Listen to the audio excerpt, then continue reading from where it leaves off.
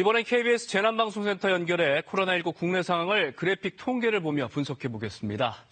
김민경 기자, 먼저 사망자와 확진자 현황부터 살펴보죠. 네, 어제 방역본부의 발표 이후에도 사망자가 5명 더 늘어서 지금까지 사망자는 222명입니다. 누적 확진자는 모두 1,537명으로 이 중에 격리가 해제된 사람은 7,400여 명을 넘어섰습니다. 확진자는 전날보다 25명 늘었는데요.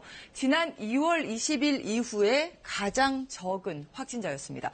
다만 이 주말 동안에는 검사 건수 자체가 적기 때문에 이 감소 추세가 계속 이어질지는 조금 더 지켜봐야 할 것 같습니다. 어제 특징적인 점을 꼽아보자면 해외 유입 사례입니다. 신규 확진자 25명 중에서 16명이 해외 유입 확진자였는데요. 지역별로는 서울이 8명 중에 7명이었고요. 경기도 3명 중에 2명은 해외 유입 확진자였습니다. 검역 확진자 6명을 포함해서 모두 16명이니까 지역사회 감염보다 많습니다. 어느 국가에서 들어온 경우인지 확인해 봤더니 지난달 같은 경우에는 파란색으로 표시된 유럽발 확진자가 많았는데 이달 들어서는 분홍색으로 표시된 미국 등 미주 지역이 더 많습니다. 특히 지난주 같은 경우에는 전체의 70% 정도였습니다. 지금 미국에서 확진자 수가 57만 명을 넘어서서 전 세계 확진자의 3분의 1에 이르기 때문인데요.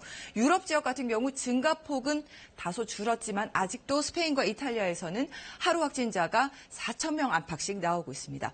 일본에서도 지금 7천 명이 넘는 확진자가 나왔습니다.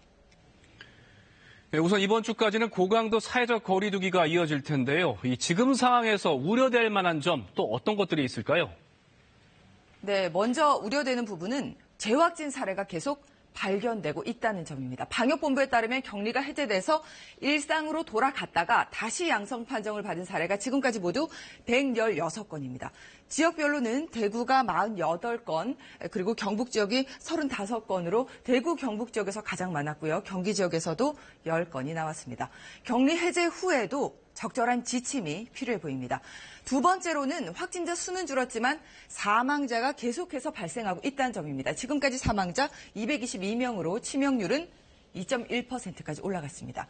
최근 선거를 앞두고 이동과 접촉이 늘면서 감염 우려가 더 커졌는데요. 이번 주는 그 어느 때보다 철저한 사회적 거리 두기가 필요해 보입니다. 지금까지 재난방송센터에서 KBS 뉴스 김민경입니다.